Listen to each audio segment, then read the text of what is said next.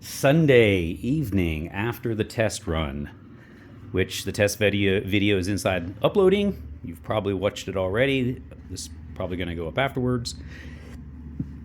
Test went pretty good. A couple things of concern. I've already addressed a few of them. I didn't mean to do a recap, but I guess that's what I'm doing right here. That bolt right back there, that banjo fitting bolt was finger tight. It was literally finger tight. So it was 13 millimeter. I tightened that, snugged it up. I think that's going to be it for that. I did that lock collar. I tightened that joker up. The locking nut was missing out of it. So I had to go find another locking collar, and that's the unfavorable kind. That's the single piece lock collar where it's just got one bolt. Those are not desirable. If you're building one of these, you want the two piece. But that's a 3/4 inch shaft, and the one piece is what I was able to get quickly. So that's what I used. Not ideal, just like these tires, or these wheels rather. Tires are great. These wheels, not so much.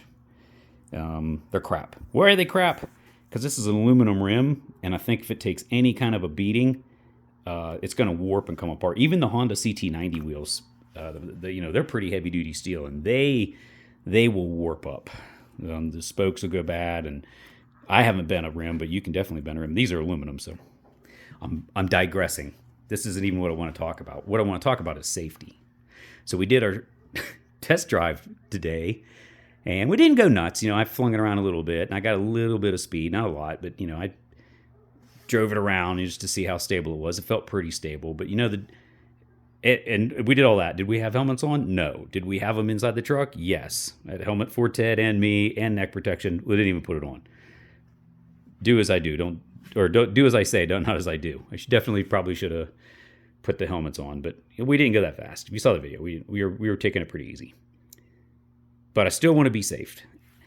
I want to nail the inspiration car. One of the compromises I've done is to shorten the wheelbase, which is going to hurt getting that look of the inspiration car a little bit, because it did have a little bit of a longer hood. But I'm going to do a head fairing. So the first piece I made, actually, when I started to do this thing, was this piece. It was longer. I just cut the bottom of it off. This is for me to sit on the floor, lean up on to make sure I had the right height and everything, and the profile, get the profile how I wanted it, of course.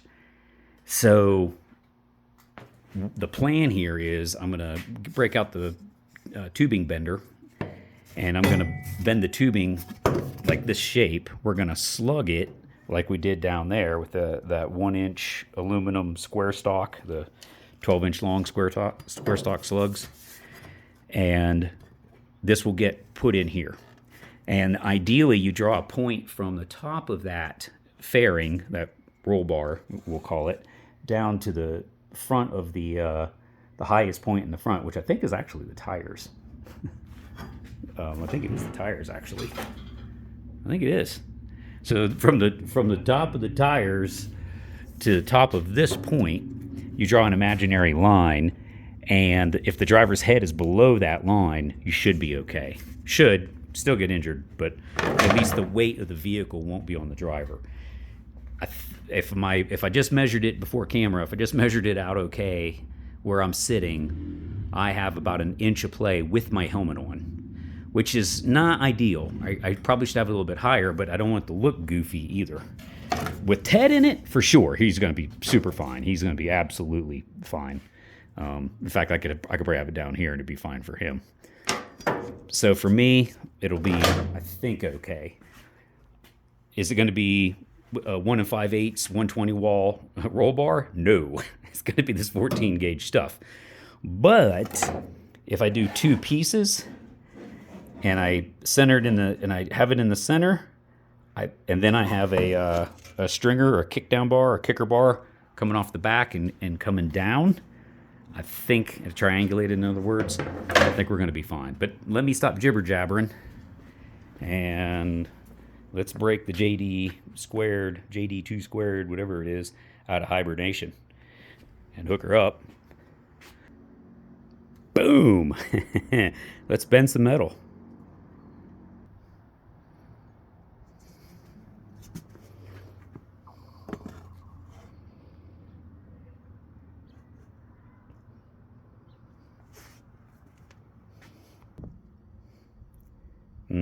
Maybe not. Well, you know, I don't have a lot of practice on this thing. I'm definitely not trained. So it kind of looks right for half. However, using my template, the center, this is lined up mostly that's lined up. It's hard to see here, but the center of this bend is not exactly right.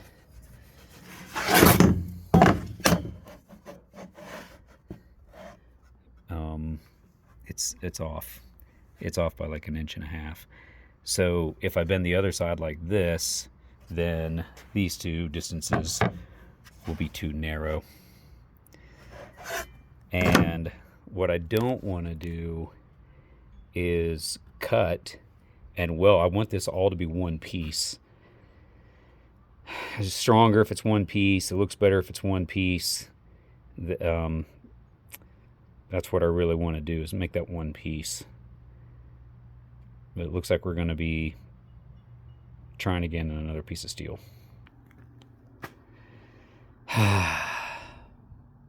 So it got late. I bent up a whole bunch of tubing. I got mad. Wanted to do it in one piece. But, yeah, no, I ain't gonna.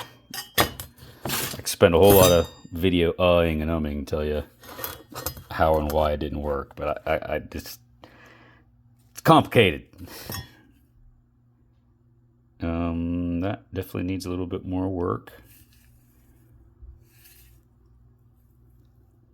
So I've got that not slugged, inside pieces, and then I rosetted it, seam welded it, and rosette welded on the inside. And then what I'm gonna do, once I get it done to the shape that I want and it matches, I'm just making it the same by doing it like marrying it up like that. And now I'm gonna have to mate it there. Of course, this will be weak. So once it's done, I'm going to use, I have some 1/8 inch plate.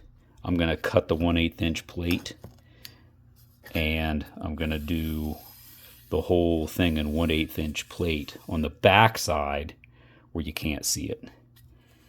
And that, won't be as heavy duty as like a, 1 5/8, 1 3/4, 120 wall, 133 wall.